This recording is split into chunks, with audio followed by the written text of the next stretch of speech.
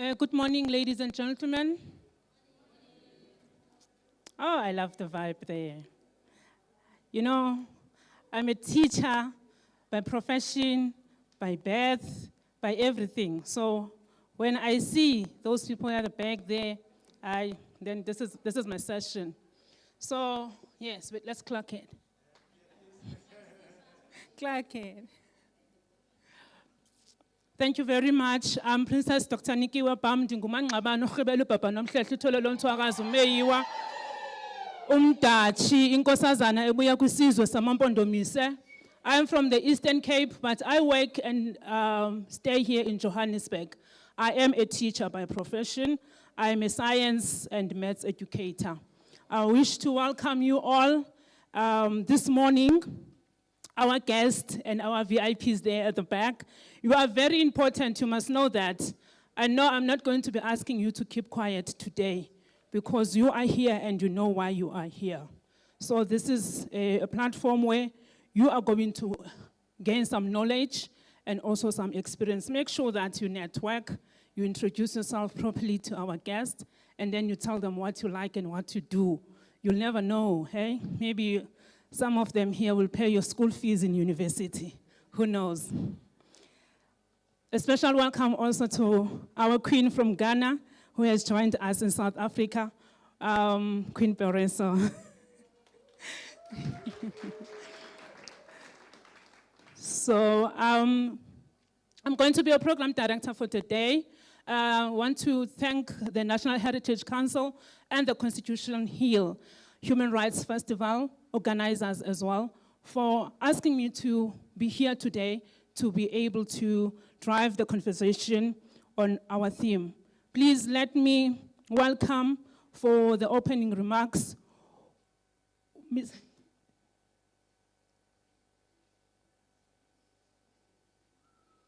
Okay, our guest who's going to do an opening remarks is just asking to be excused for just for a second.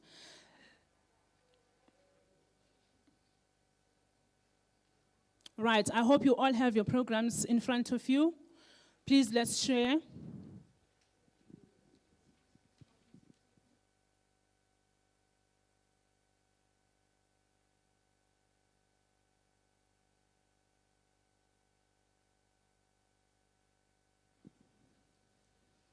Okay, our theme today is heritage as a sustainable catalyst for durable human rights, reconciliation, equity, redress, and constitutionalism in South Africa.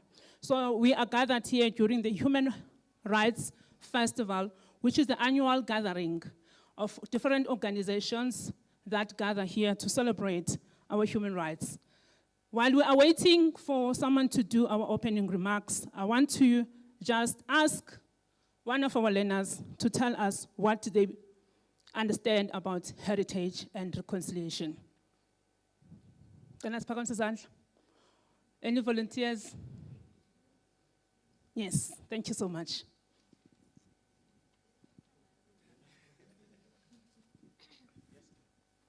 Good morning to everybody in the house. My name is Riabetsera Pasha and I come from Madibani High School in Diepkloof.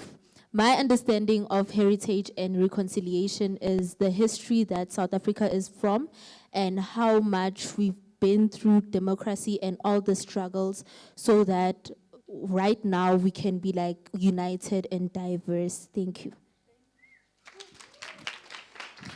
Thank you very much. And we are at the Constitution Hill.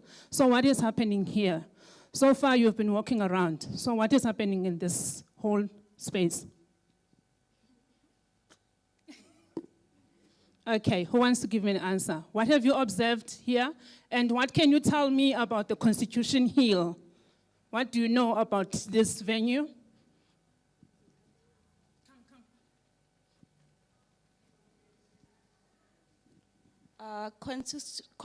Constitutional Hill is a place that commemorates the leaders that fought for human rights, and then it celebrates and ensures that people remember the people that fought for freedom and human rights. And one of those people? Give us an example. One person that you know. Helen Joseph. Wow. Let's clock it. Let's clock it. All right. Any heroes that you know that have fought for our human rights during apartheid? Okay, we're not shouting, guys. Yes, one of the heroes. Who fought for our human rights? Nelson Mandela. Nelson Mandela. Okay, let's clap hands. Right, we are also here at Women's Jail. She had mentioned Helen Joseph. So which other women do we know that fought for the struggle?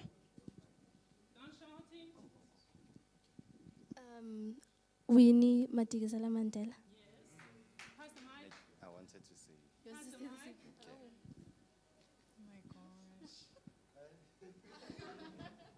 Okay, we have Abasholat Maklege,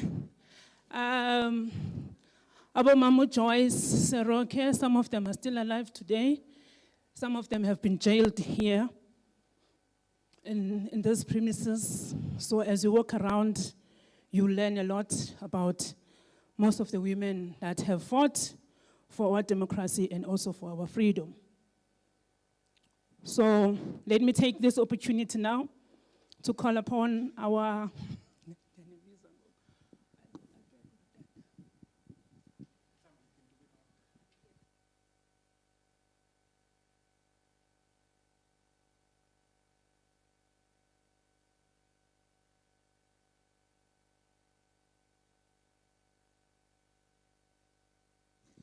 Okay, thank you so much. Let's have our opening remarks from Ms. Leah Mabusela. Let's give a round of applause. Thank you.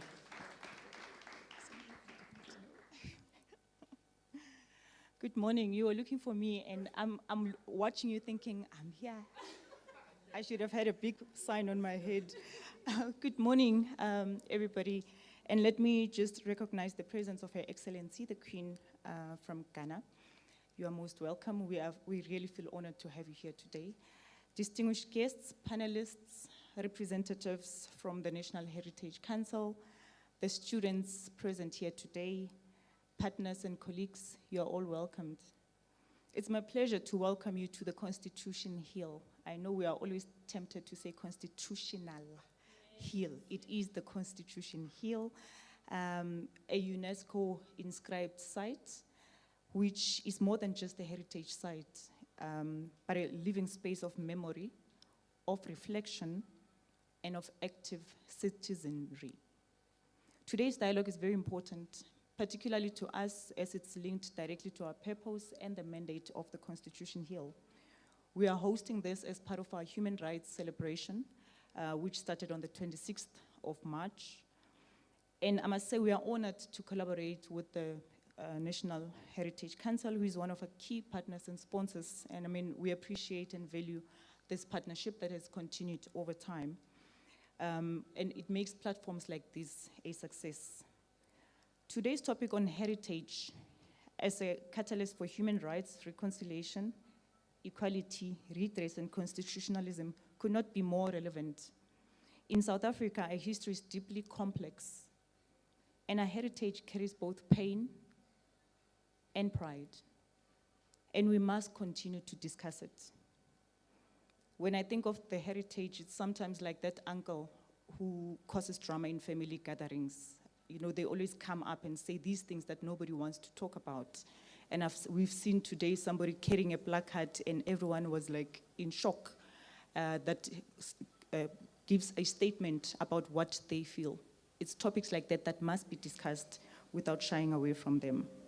Our shared responsibility is to ensure that this heritage is not only preserved, but also meaningfully used to advance the values we stand for as a constitutional democracy. The question before us is not whether heritage matters or not, but I want to reflect on how we can harness it intentionally and sustainably as a catalyst for durable human rights. To do this, I want to focus on just 3 areas which can further be unpacked during the dialogue.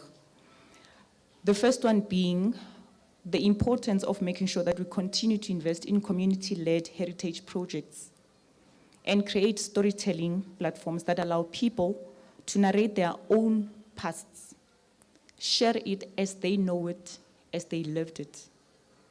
By doing this, when people start seeing themselves reflected in national stories, dignity is restored, and human rights gain a cultural foundation. Secondly, we must integrate heritage into education. I think it's important. I love the fact that we have young people in the room today, because curriculum must connect past injustices to present inequalities, which we continue to see. We must encourage young people to understand the roots of systemic exclusion and your role in transforming it. So we appreciate and value the fact that you are here, because you are responsible for how we carry this heritage forward. Heritage education should cultivate constitutional values of equality, dignity, and freedom, not as an abstract ideal, but as a lived responsibility. And thirdly, we must use heritage as a platform for honest dialogues and reconciliation. True reconciliation cannot be built on selective memory. So we're not going to choose what we want to carry forward. We must preserve and present difficult histories of apartheid. We have to openly have these dialogues on colonialism and resistance in ways that are truthful and inclusive. These public dialogues, the exhibitions, commemorations, should be continuous and create safe but courageous spaces for confronting the past. For reconciliation requires sustained engagement, so we can't get tired of these platforms and these dialogues. To everyone present here today, if we treat our heritage as a passive inheritance, it will divide us. But if we engage it as an active resource, it can unite us, it can empower us, and guide us. To our panelists, thank you for lending your voices and expertise to this conversation. And to our audience, you are not just an audience. We want to hear your voices. So we're looking forward to active participation. As we begin the dialogue, let me encourage all of us to participate openly and challenge ideas respectfully, and to leave the space not only informed, but inspired to act.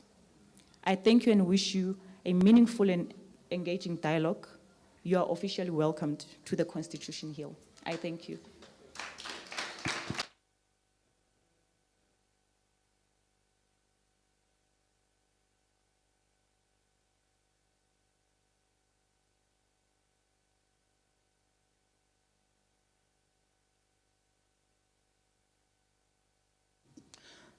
Now let me welcome our panelists on stage that are going to engage with us on the discussions. We're going to welcome Professor Babatunde Fakmayibo, the professor for the Department of Public Law. Professor is currently the professor of the international law at the University of Pretoria.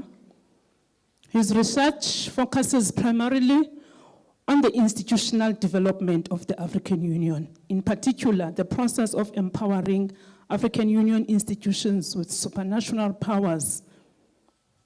He is a rated researcher of the South African National Research Foundation.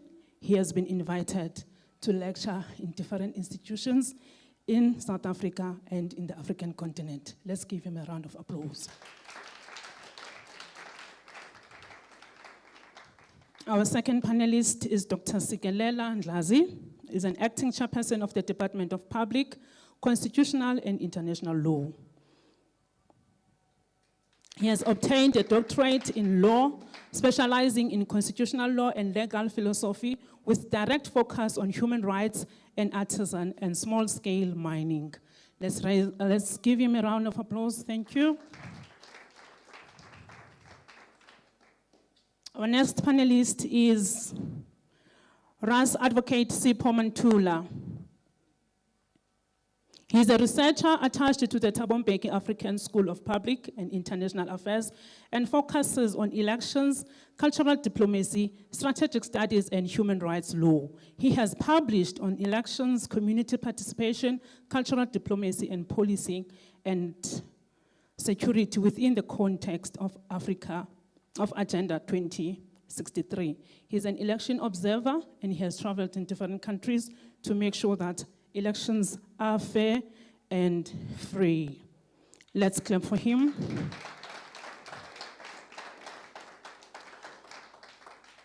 Our next panelist is Mr. Eric Itzkin, the Deputy Director of Immovable Heritage. He is a historian, a cultural activist and heritage specialist involved in documenting, preserving, and promoting historical sites in Johannesburg. As Deputy Director of Immovable Heritage in the city of Johannesburg, he is responsible for managing monuments, heritage sites, public art, as well as the naming of streets and public spaces. Let's welcome them once again, our panelists for today that are going to be having a conversation with you. We are going to be engaging. We're also going to be asking questions. We're going to be making comments, and we are going to learn a lot from them. Thank you very much.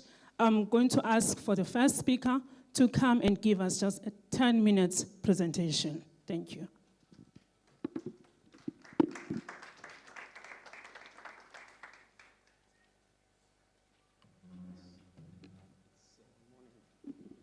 Good morning.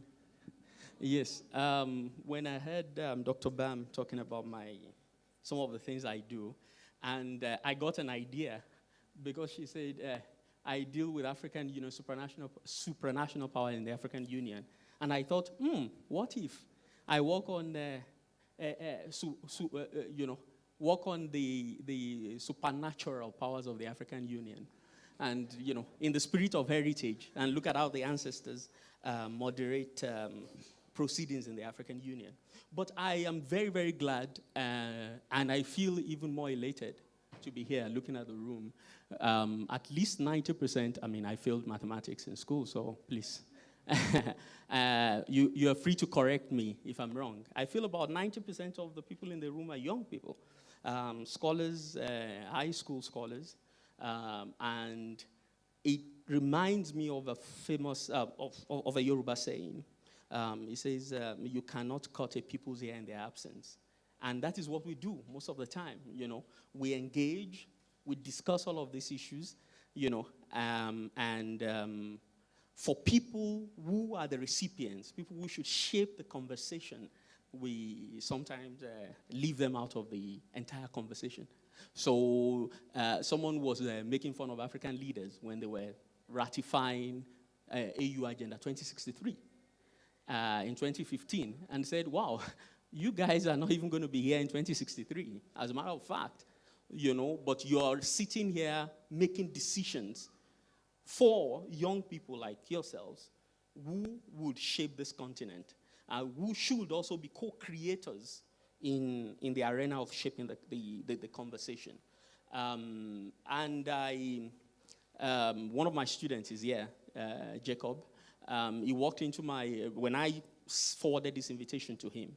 And I said, look, we are going to be talking about heritage. And I told him, I said, look, Jacob, you are a walking heritage yourself.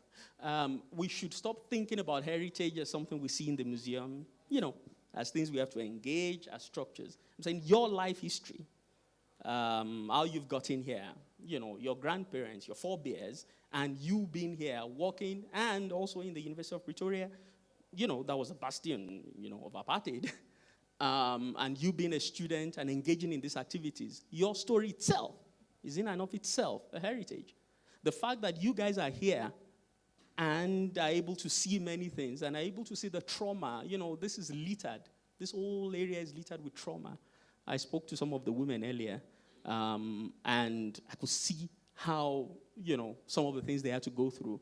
The fact that you're engaging in this in and of itself, and that you can also claim some sort of lineage to it, speaks to the importance of centering you. And I know my task here was to look at constitutionalism and, how this heritage fits with human rights. But in the spirit of asking ourselves that we should stop cutting people's hair in their absence, I want to center you guys.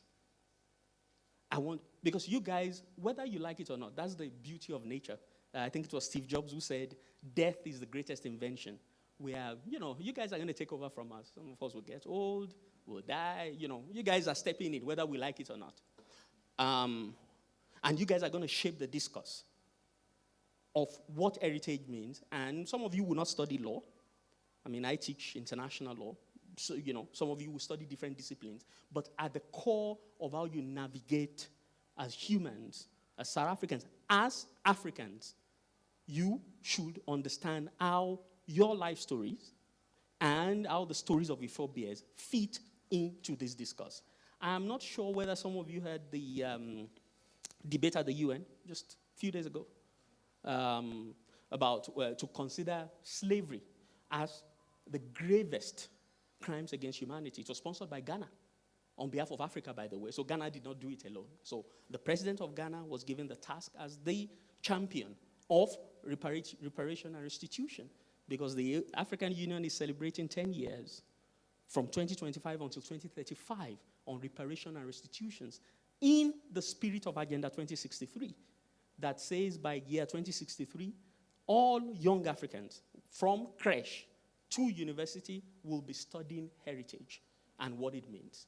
And what is your heritage? Your music, the clothes you wear, the food you eat. I was reading an article the other day, someone saying that the fact that the Rohingya refugees in Indonesia, or some of them are in Thailand, the Rohingya from Myanmar, the fact that they could not access ingredients to cook their food should be classified as crimes against humanity, because those ingredients are part of their heritage. By you eating your food, your grandmother's recipe, you are writing your histories,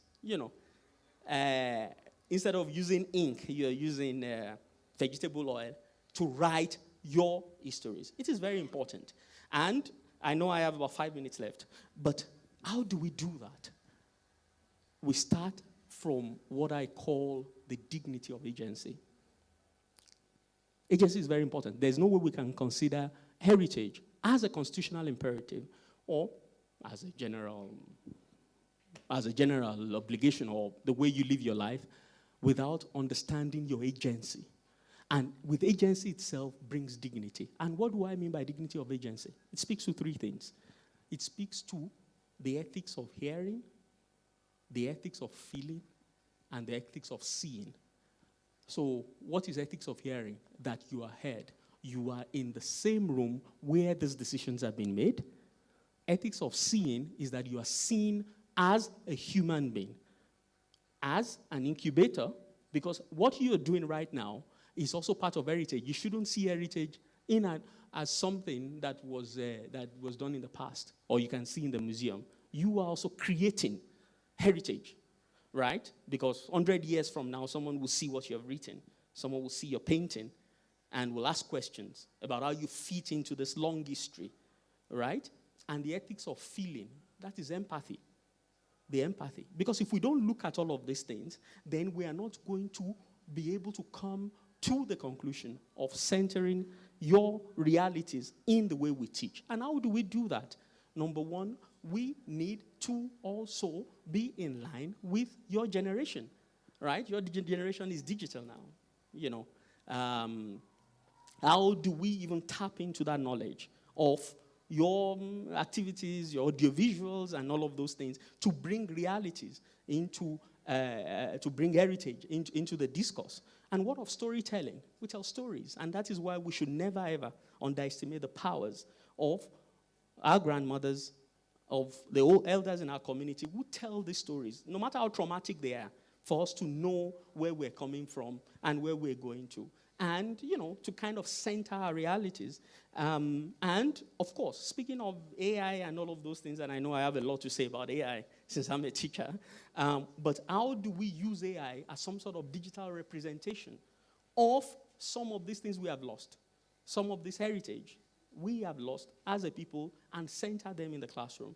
And lastly, we worked on a project with my former colleague called Reading the South African Constitution Through Music. And our argument is that we could bring music into the constitutional law classroom, right? To use it to teach your generation about certain rights, right? Because our musicians, believe it or not, have actually expressed the Bill of Rights, even way more than us professors could have done, in a more relatable way, and all of those things. And how do we do that? How do we tap into everything around us? The clothes we wear, the stories, the music, digital representation, as I said. How do we bring all of those and make education relatable, make it accessible, and also make you see yourself as centered in the whole idea? So if you don't take anything from what I'm saying here, perhaps you should, at least one thing is, you should consider yourself as actors in the whole conversation, in the framework, as representatives and as creators of heritage, and also as protectors of our heritage. And I look forward to having more conversations with you guys after the event. Thank you very much. Thank you so much, Professor Babatunde. Now we are going to call our second speaker, Dr. Sikelela Ndlazi. You can give him a round of applause as he comes on stage. Thank you, Session Chair.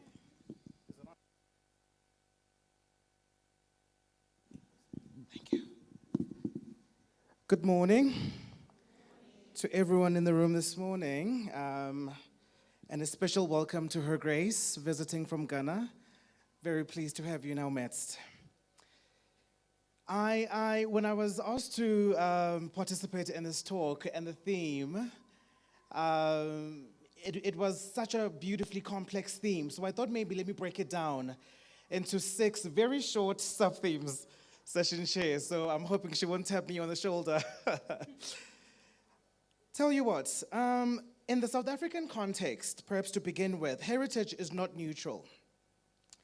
It is complexly layered, contested, and deeply personal and emotional.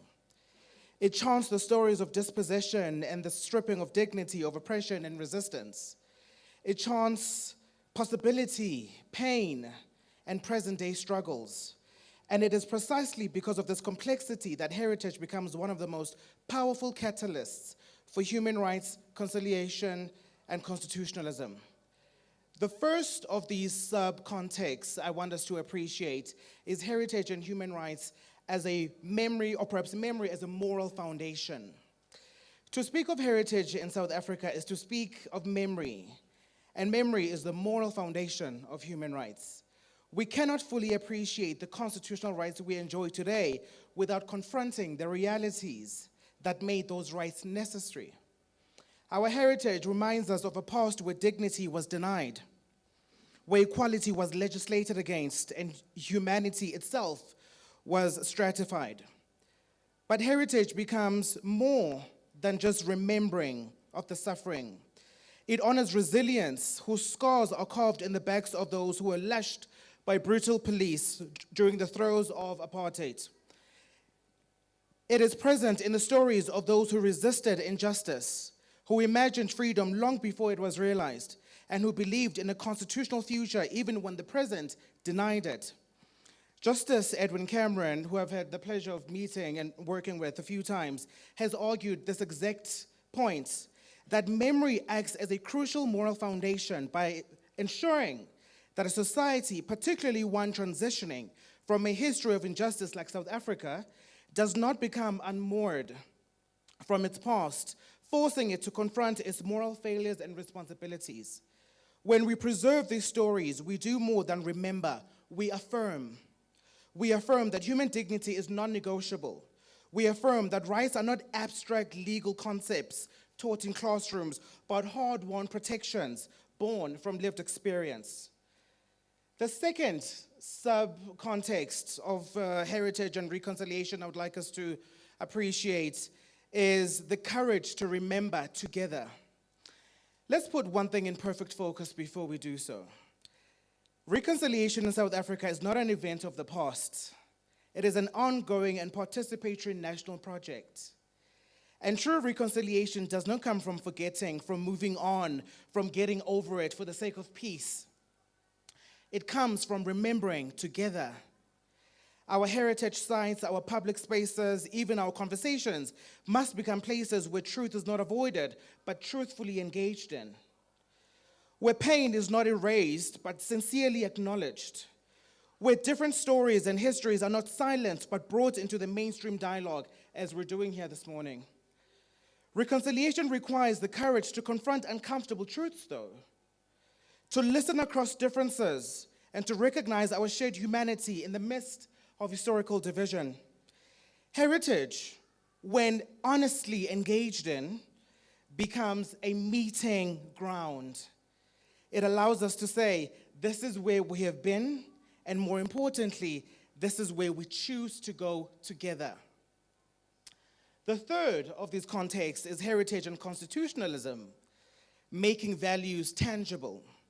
Our Constitution is often described as the supreme law of the Republic, but it is also something more. It is a moral compass, a bridge between a painful past and a hopeful future. Yet constitutionalism cannot survive on legal or academic text alone. It must live in the hearts and minds of people. It must be seen, felt, and more importantly, experienced. This is where heritage plays a transformative role. Heritage gives physical expression to constitutional values. It turns abstract ideals like dignity, equality, and freedom into lived realities. It reminds us that constitutionalism is not only about access to courts and laws, it is about culture, memory, and collective responsibility. When we engage with heritage, we engage with the very foundations of a constitutional democracy. The fourth of these contexts is landscapes, my favorites. Landscapes as a living heritage, our mountains, our oceans, and memory. Today I want to broaden your idea of what heritage is and how we appreciate such a concept. Heritage is not only found in building or historical texts, it is embedded in the land itself. Our mountains, our rivers, our oceans, they too are part of our heritage. The Drakensberg Mountain have stood as silent witnesses to centuries of human history, migration, conflict, and survival, and cultural expression. Table Mountain is not only a global landmark, but also a symbol of endurance and perspective. The vast expanse of the Indian Oceans carries old stories of trade, displacement, and connection across continents. These landscapes remind us that South Africa's history is not only in books, it is etched into the earth itself. They connect present generations to those that came before. They remind us of indigenous knowledge systems. They remind us of belonging, of identity, and our responsibility to preserve not only our democratic institutions, but also the natural environments that shape our collective existence. At this point, as a child born and raised in the Eastern Cape's Wild Coast, and Session Chair, I think you will appreciate this as well. I'm reminded by a seminal Supreme Court of Appeal case, Gongose and others versus Minister of Agriculture, Forestry, and others. This is a case where the Constitution was called upon to pronounce on the validity of a customary law right to fishing in a marine protected area, allegedly in contravention of the Marine Living Resources Act. Here, the court ultimately decided that an exercise of customary rights to access to use and access marine resources was not extinguished by passages of statutory law. The court effectively confirmed the existence of a cultural and social connection with the land and the ocean of the Hobeni community in the Eastern Cape. In this beautiful way, even nature becomes a tool of constitutionalism. It calls us to stewardship and to sustainability and to justice, not only for people, but for future generations. The second last of these contexts is an inclusive heritage for a transforming society. If heritage is to be a true catalyst, it must be inclusive.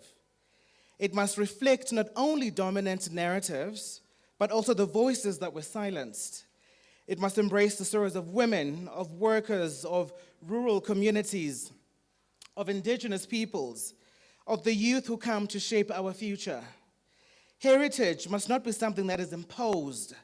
It is something that must be participated in.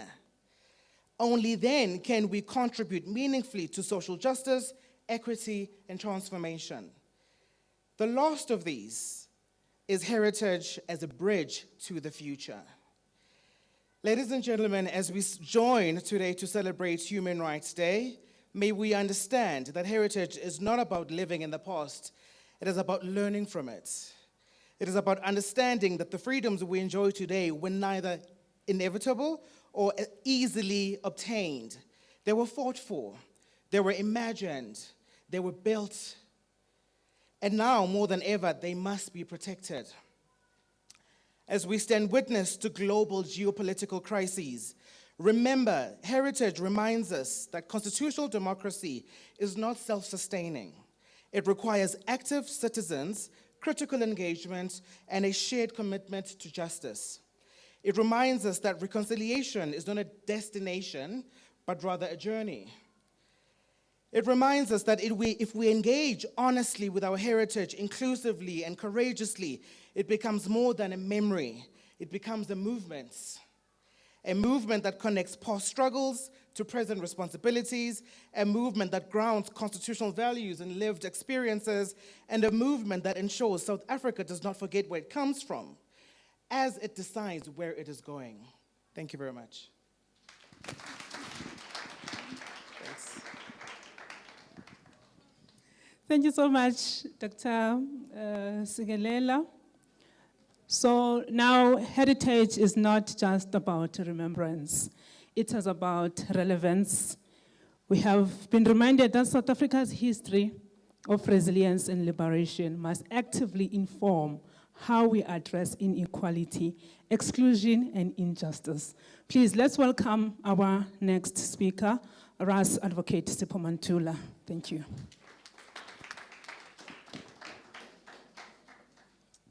Ngiyabonga siswami siyabonga Tyalebuga enkosi asante sana dumelang molweni sijambo ma Africa sons and daughters. I think for us to begin here, I'll be picking up from where my colleagues left, but try to be very simple and direct. I had few ideas, few thoughts, because mine is to look at the question of land, IKS, historical injustices, reparation. And just to share with you, for me to come to this building, I've been part of this building before. 20 years ago, I was one of the investigators on issues of culture, religion, and language. So many rooms here, they have memories of what we are going to be sharing today. And I think as young people, you need to know that we don't just celebrate human rights. My text is to say there were human wrongs before human rights. My text is that there was Shavilanga Orlando March in 1960. So now say Orlando, there was a march in 1960, in Everton, in Alex. So we don't have to remove the historical context of what happened in 1960. It took the international community 6 years to declare apartheid as a crime against humanity. And that's where the day of 21 March in the UN, it was called the Day of Elimination of Racial Discrimination, racism. But I would also want to thank the Cornhill and National Heritage Council to invite us to come and reflect, deflect also to say 30 years ago, 50 years of the June 16, 70 years of the Women's March, and also when you look at the deep end of what has happened after Sharpeville. Just on this day, Oliver Tambo left the country in 1960 on the 28th of this month, of March. He left to go exile after Sharpeville massacre. 1963, Umazi Miriam Makeba spoke to the United Nations about the Sharpeville massacre impact. So we use that part of music that you have said, how you use culture and music and memory to remember our past. My telegram and testament this morning also, it is based on is the Truth and Reconciliation Commission real? Is it giving us the justice? If you enter this building, you have mothers of Kulumani support group who are camping outside their building, and they are demanding reparations. And Labo Mama, they are from different provinces. They are not from Gauteng only, they are from Eastern Cape, Western Cape, and they are demanding reparation at the highest court of the land. That has to safeguard your constitution. But maybe let's frame also that, did we defeat white settler colonial powers of apartheid in this country? We did not. We just changed the scenery. We didn't change anything after 1994. Our heritage sites are becoming dumping sites, are becoming graves. Abantwana baseSoweto, if I can ask you, do you know your heritage sites, even cultural heritage sites? You will tell me of Hector Peterson and the House of Mandela only. Those are two houses you'll tell me. But let's go deep. Do you know Kwakaya Lendaba, Kwakredo Muta village? Do you know Naledi Mountains? Those are sacred and heritage sites that you need to know. Just as you pass FNB Stadium, there was Shaft 17. Do you know Shaft 17, liberation activists used to hide there before it became Sherwold, and Sherwold, they dump it, now it is the spinning site. That's how our culture is. It's not our culture, it's our cult. We have taken Western cult and make it our culture. And that is not. My telegram still continues. 368 years ago, the arrival of the first slaves in the Cape happened on this day. So as you talk about slavery as a crime against humanity, South Africa experienced slavery on this day, 368 years ago, when they first landed as human cargo. Remember, human beings were called human cargo. So enslavement in our language is mafa. It's not just we say slavery. It was a commercial kidnapping. It was not a trade. There was no slave trade. It was kidnapping. It was a crime. And it has happened more. Our telegram still continues. If we want to know our story or to know our history, to look at our past and present, John Henry Clark says, history is not everything, but it is a starting point. It is a clock that tells you the political and the cultural time of the day.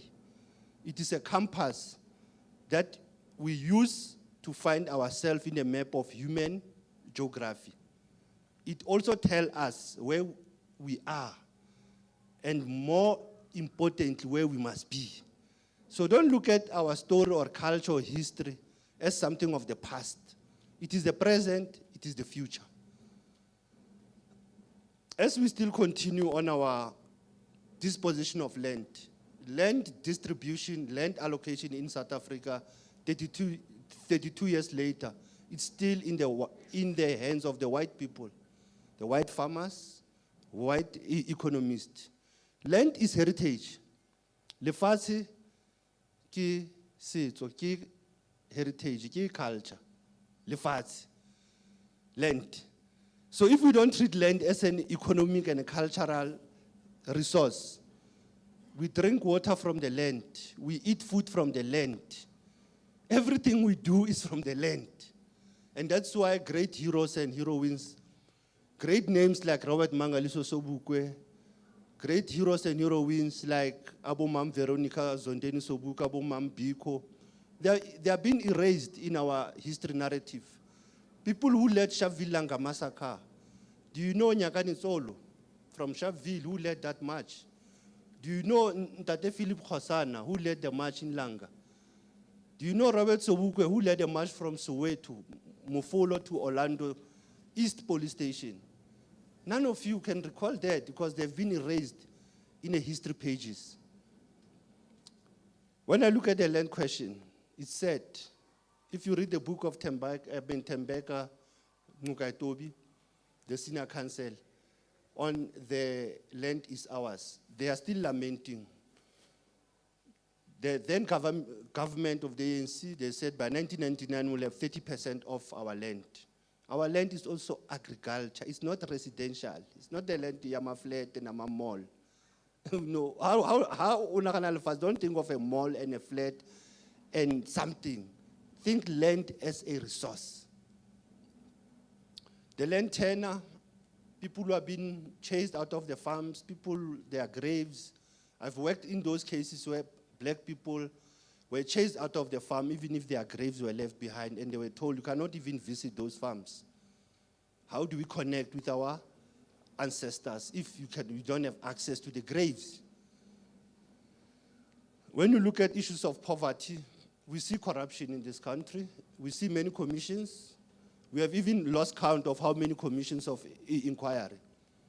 That's how sad it is. Then how do you define heritage when our culture, all the ministers of arts and culture, they were all ministers of police. It's only this one that is not from police. So our culture has been policed. You think of Fikile, Mbalula, Natim Tetwa, they were all coming from police. Huh?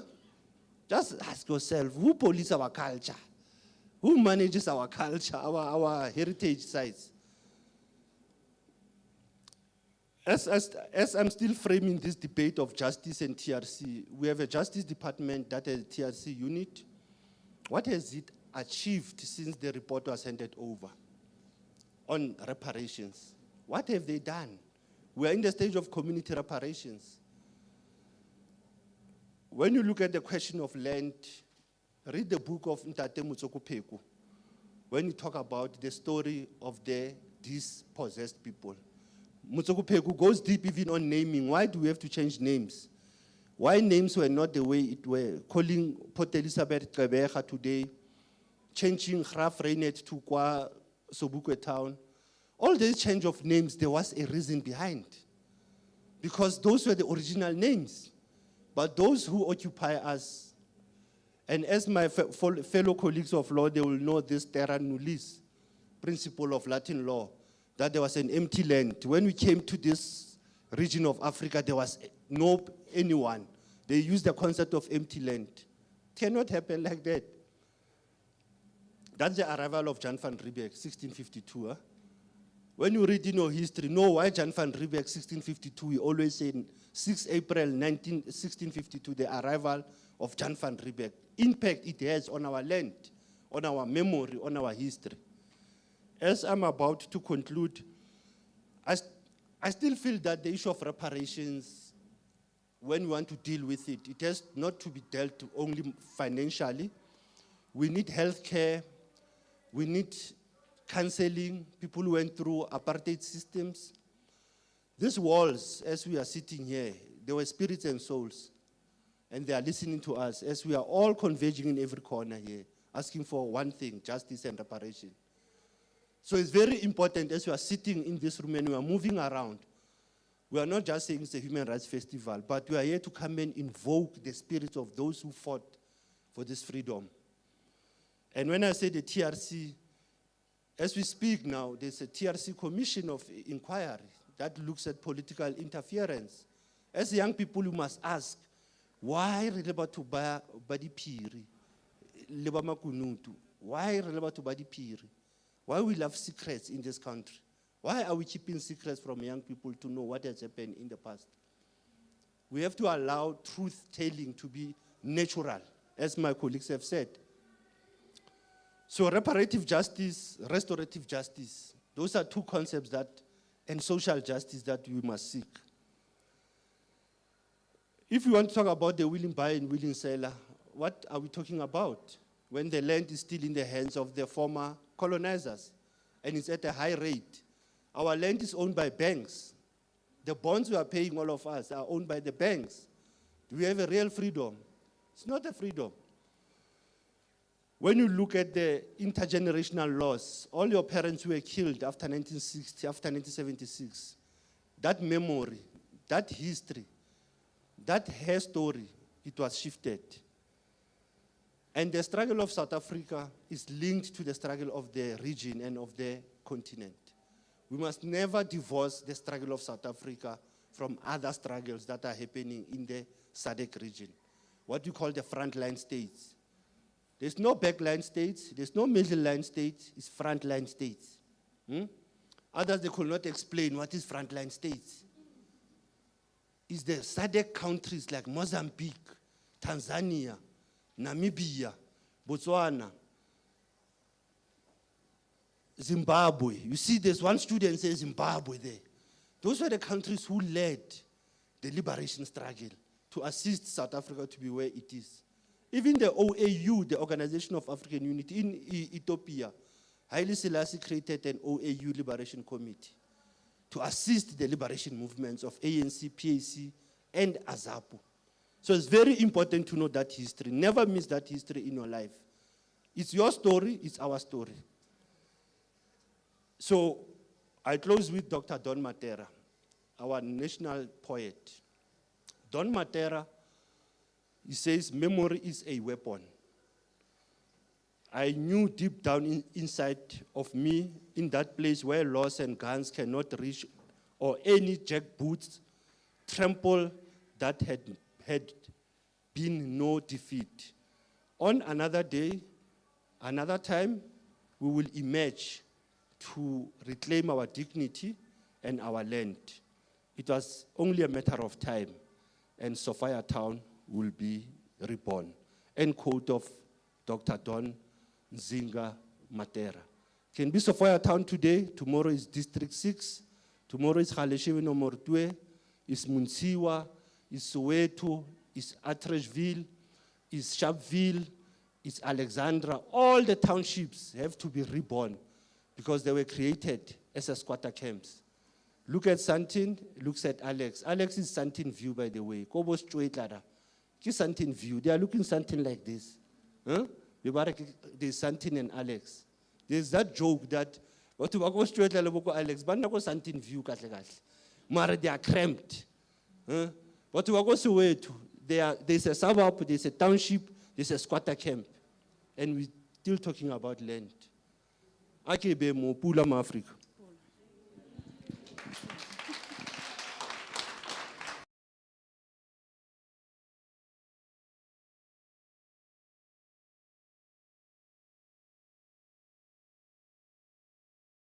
In Zambia, in Lusaka, I'm sure most of you know, there is also his house where he was kept. In Tanzania, in Morogoro, there are many South Africans who were actually exiled there, and they have families there. And I also want to bring to your attention, our panelists, that when we talk of colonialization, we talk of reparations, we talk of restitution of the land, our culture, our heritage, we cannot speak and exclude our kings and queens, because the colonization, the capturing of black people, started with them. And the liberation, the political movements came after our kingdoms have been destroyed. Thank you very much, as we give to Eric as our last panelist.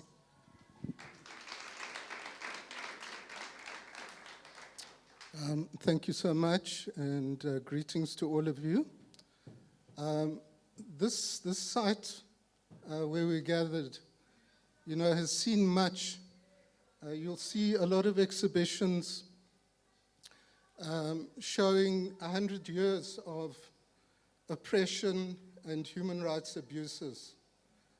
And that was the story of this prison until not so long ago. It closed in 1983, and the prisoners were moved to Deep Kloof Prison outside Soweto, and another chapter should have opened. But actually there was a break. There was a period of more than 10 years when this site was abandoned. It became a rubbish dump, overrun by rats, and being stripped of many of its original features. And it took some time for it to gain a new life. And the major part of that was about inspiration that came from the placing of the Constitutional Court here, the highest court in the land, the upholder of human rights. And also the inspiration from many, many freedom fighters, including, of course, Mandela. So today we can hear shouts of freedom ringing out. It's quite vibrant. There is opportunity for us to dialogue and talk about some difficult subjects as well, unresolved issues, the need for healing, pain that remains. And this site has become now named as part of a whole series of sites that are recognized nationally and internationally. And they go under the name of the Nelson Mandela Liberation Route. And there are many things done and said in the name of Mandela, but what I want to do is to try to focus on his own views on heritage and on the use of his name, his image, his story in our heritage telling. Let me just start by quoting from Mandela at the opening of this site, the opening of the Constitutional Court in 2004. He had this to say: "It is fitting that the old Fort Prison complex, once a place of confinement and degradation, now be transformed to house the organ that stands at the apex of our democracy. As a nation, we have risen from the destructiveness and divisions of our past. In our transition, we have not destroyed and broken down wantonly. We have in many cases taken the old forms and structures and imbued that with new values of humaneness and human solidarity." So that is the vision, something that we're still working towards. And I want to just take time to unpack some of Mandela's sentiments and values in relation to heritage. For Mandela, heritage preservation was not for its own sake. It's not simply to revisit old cultures. Heritage has a power and an active force to change places, to change thinking, to change our psychologies. So for him, it was a tool or a vehicle, a means for nation building and for transforming the landscape, the heritage landscape, and also ourselves mentally, to throw off colonial ideas of exclusion and dispossession. Mandela famously said that heritage is a powerful agent for cultural and social change. His focus was on building an inclusive heritage that represents the struggle of apartheid, the struggle against apartheid, and the values of all of us, which is something huge because we are diverse in more ways than you can think about. He favored transformation in terms of sites, also streets, to rename streets, to change identities, and to change how we experience our neighborhoods, our cities, and our country. He often referenced the Freedom Charter principle that the doors of learning and culture shall be opened. So he saw heritage as a democratic right for all of us. Heritage in the way that I've said, as something dynamic that makes us think and question, examine the past, examine where we are now, and talk about how we need to move. There are interesting questions also about how Mandela regarded the preservation or the continuation of his own legacy as a person, as a leader. Mandela was in many ways modest and humble. And he often resisted the cult of personality which was developed around him. He viewed his own legacy not only in personal terms, but also in terms of the broader society, as being part of a movement, as being one of countless people who fought and sacrificed and suffered for liberation. And he reminded the people around him and the public from time to time that he was not a saint, that he was not a deity. He once said, "I'm not a saint unless you think of a saint as a sinner who keeps on trying." What was important for him was for people to preserve not so much his image or his name, but values which he struggled for and the best that he represented. And that would include ideas of reconciliation, fortitude, and a commitment to social justice. And that brings me to the question of some of the great statues that have been raised to Mandela and other leaders. You have a giant statue at Sandton Square. There's one in London, in the Parliament Square there. Very recently in eThekwini,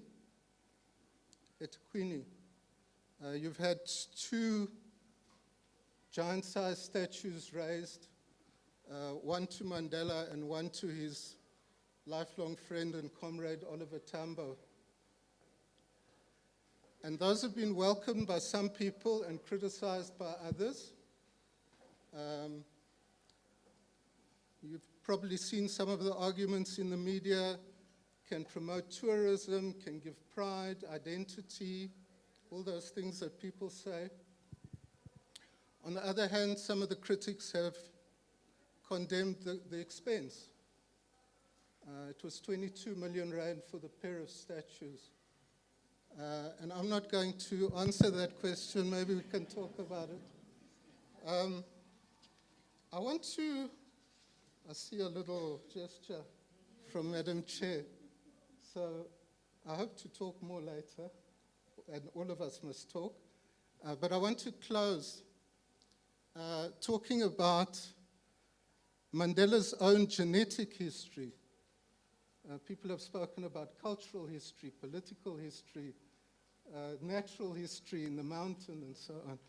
Okay, but in 2004, Nelson Mandela went to do a DNA test down the road from here at the Origin Center at Wits University, where they can tell you about your own background genetically, where your ancestors came from. And the results were very interesting. And they go beyond what we thought we knew of Mandela. We knew of him as a Xhosa, with culture from the Eastern Cape, but it's broader than that.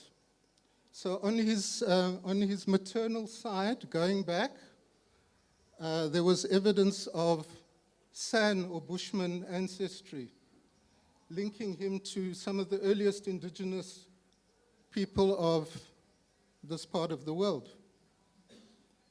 And on his father's side, the paternal side, there was evidence of ancestry from higher up in the continent, in East Africa, around the Great Lakes region.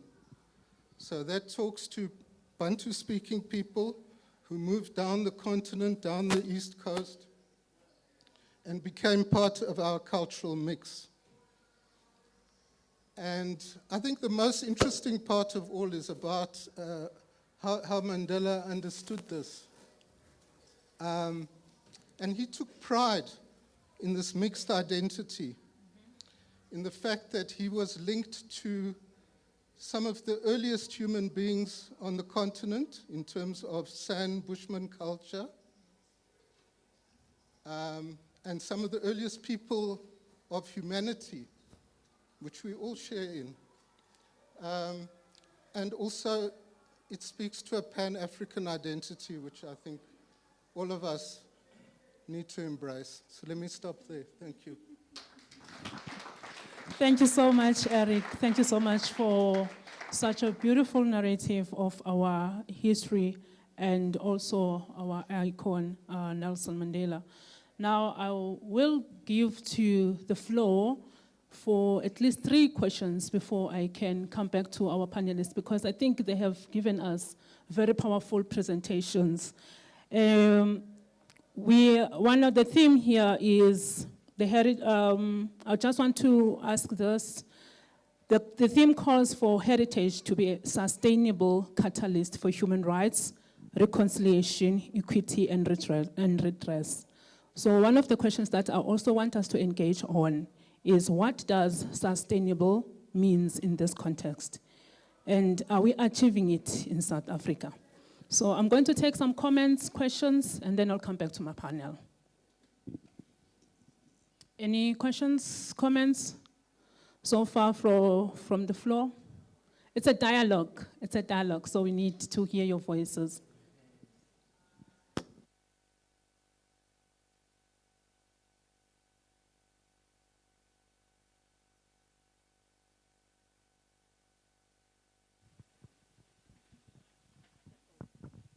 Thank you, Doctor. My name is Tilibali Libadi. I am from the National Heritage Institute of South Africa, NALISA, and I'm pleased to be here. To Dr. C. Kelela, remembering together, can you paint a scenario of a young white student and an African student in the context of remembering? What could be their argument together in the context of heritage? Okay. Thank you. I'm sure you got that. Yes, thank you. Prof, I advocate Mantule. What is your comment on unwritten or unpopularized history that is going to evade the heritage as it is today? I take this from your citation of Orlando March. It's much known by you and those that we follow you on SAFM, but what is going to happen, in the near future? You also mentioned the issue of reparative justice and restorative justice in the context of the current inquiry, where your president, TM, is against the presiding judge. What would we arrive at a restorative and reparative justice? Please, your comment. Thank you. Thank you so much, Data. And please, let's keep our questions also short so that we can give our panelists to respond before we are kicked out of the place. Thank you.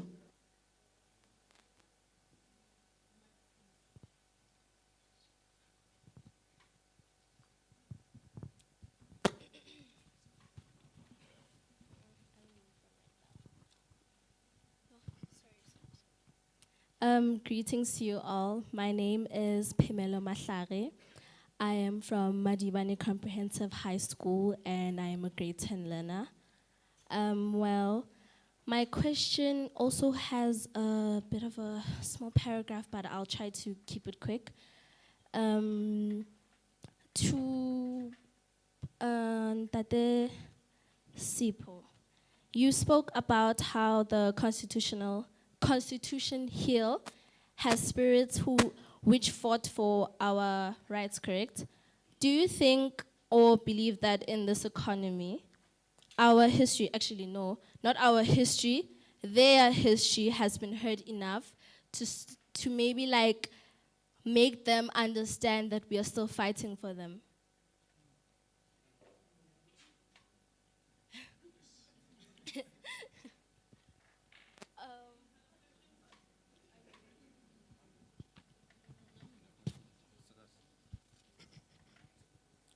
Greetings to the house at large. My name is Leseho Mdluli. I'm a grade 12 learner at Morris Isaacson High School, Kosoweto. My question is Mr. Sipo Gideon. I'm going to ask, how can you bring back how can we bring back our heritage sites such as Credo Moto? Because it's a 2 minutes walk distance where I go there. So, Lena Kerato, we want to do it.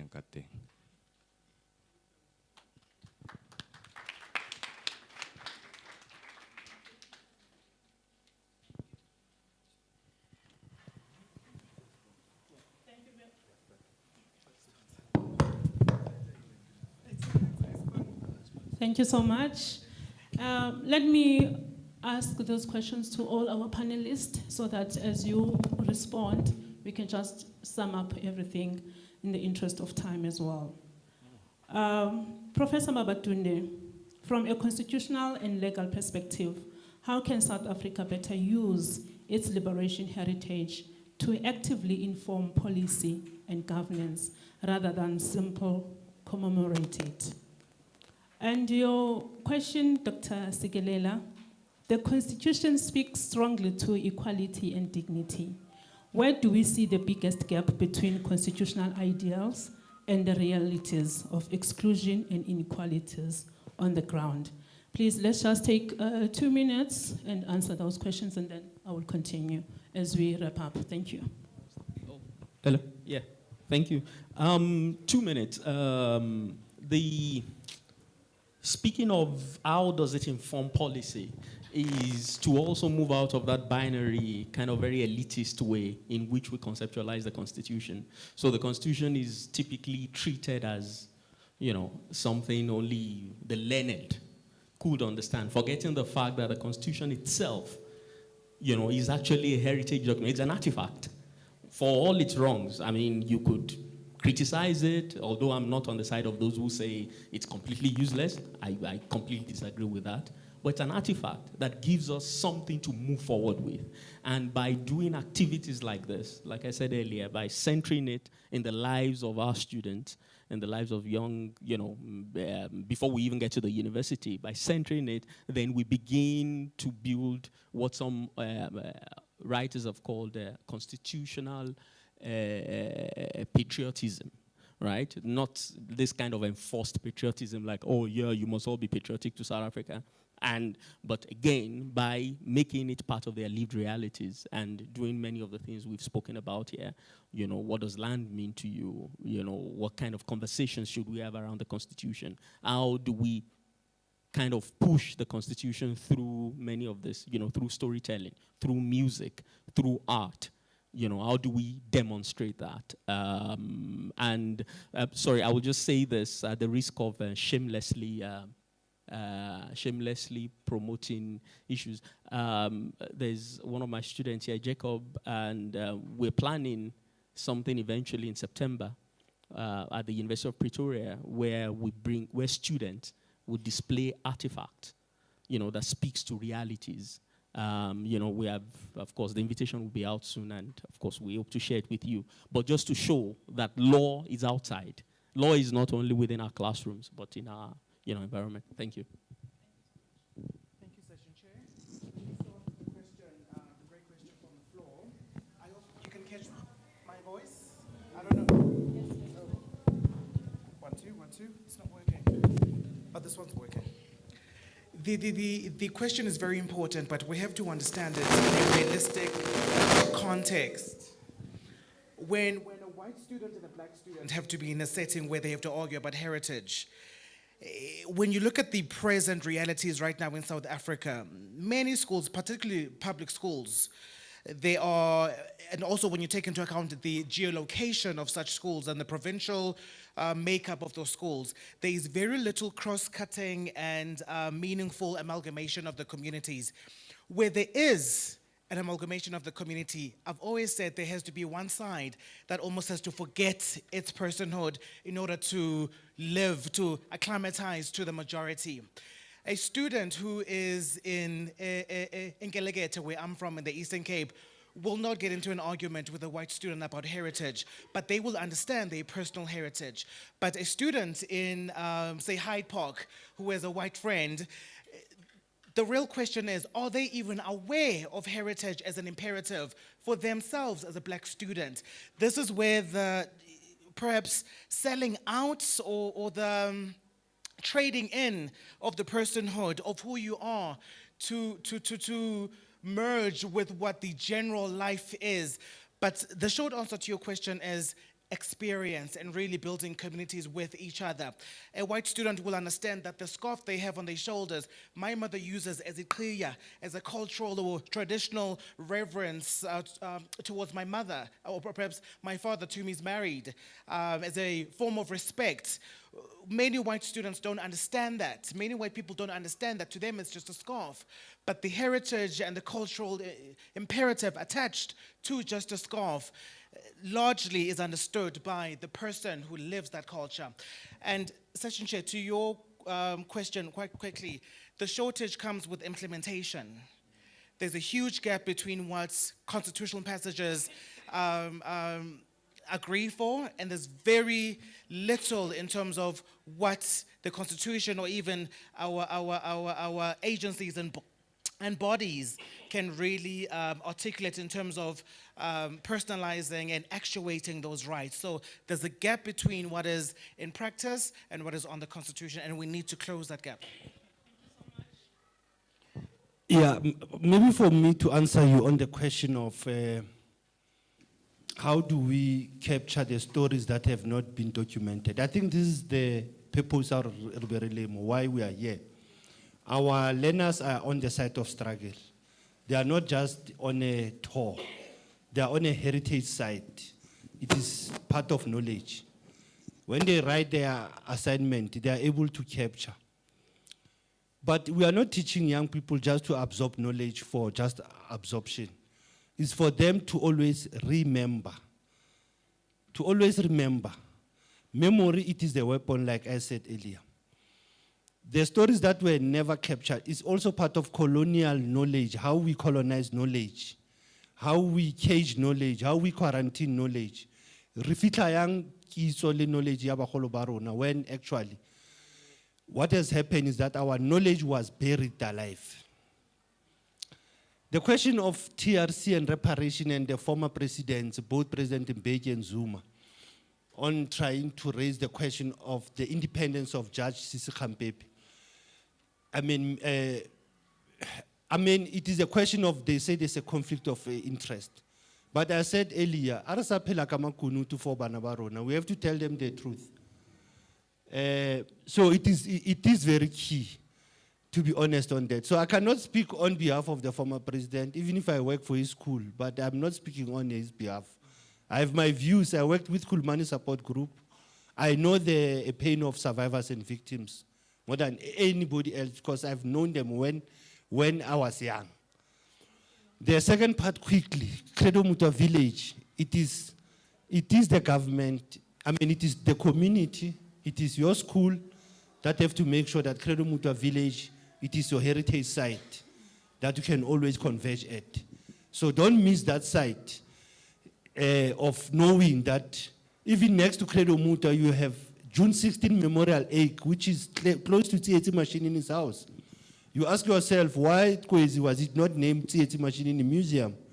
That is next to Morris Isaacson. Thank you so much, Advocate. In the interest of time, we have to now wrap up. I think some of the engagements, we can just do them outside there.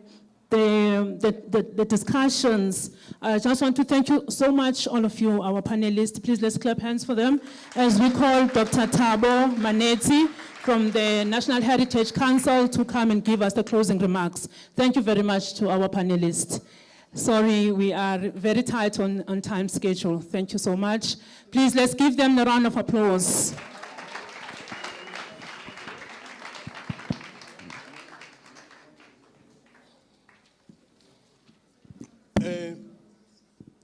Good morning. Oh, yeah, it's good afternoon now. Ne? I am not Dr. Thabo Manetsi. I work under him. He's our CEO, but he's not able to be with us today. So, but I am closely involved with today's program, next to Zama and the other colleagues. Good afternoon, CEO. Thank you so much for the wonderful welcoming remarks and for the incredible partnership our organization and yours have had, and we hope will continue to have in revealing these important layers of heritage.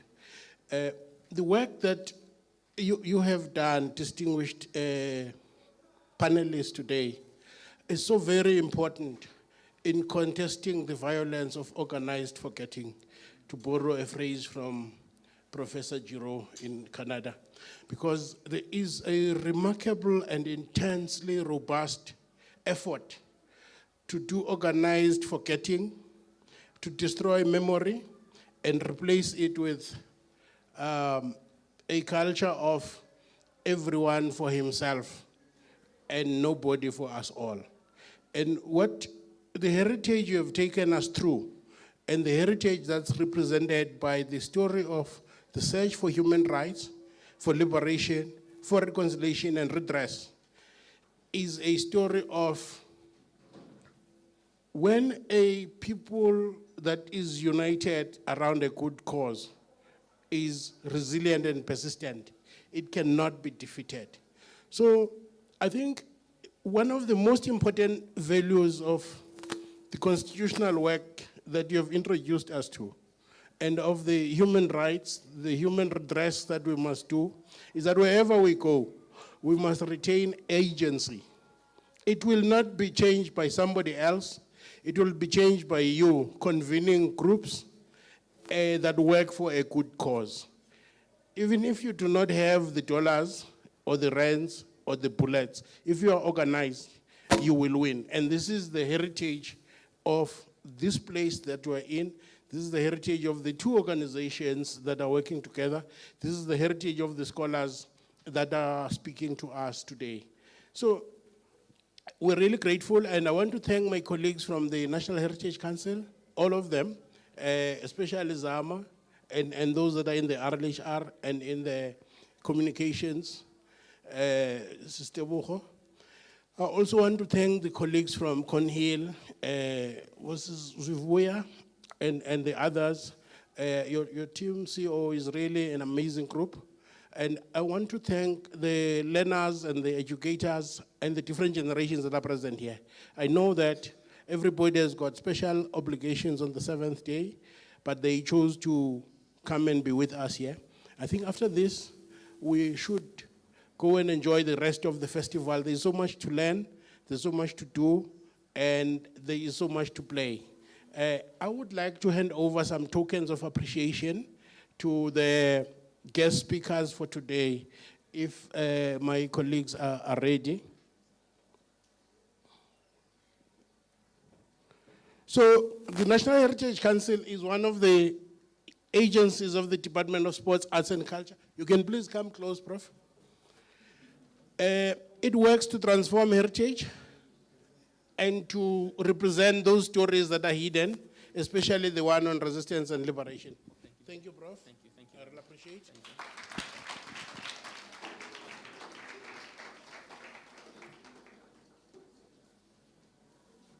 Thank you. Dr. Ndlaze, we really appreciate it. Thank you.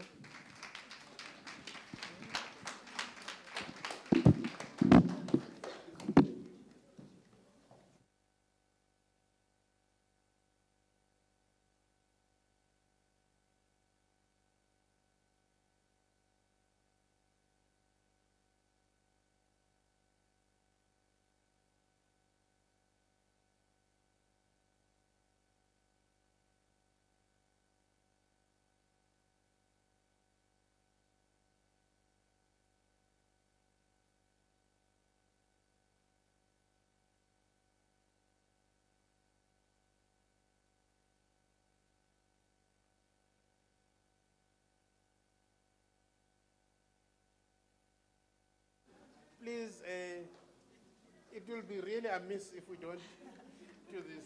Thank you so much.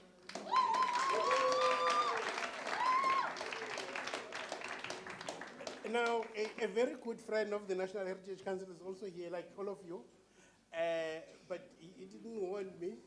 So his gift is sitting somewhere else, representing the Hector Peterson Museum at the Walter Sisulu Square, that the Prince Dube. We're really honored to see you here too, and everybody else. I think the commander-in-chief of this operation is Zama. Is my turn finished now, Zama? Thank you very much. So we are adjourned. There might just be something on the table on the way out. So in the area where you come from, the tent, Abembi, Nabachagas, and then they say Notambizanda around the corner. Thank you.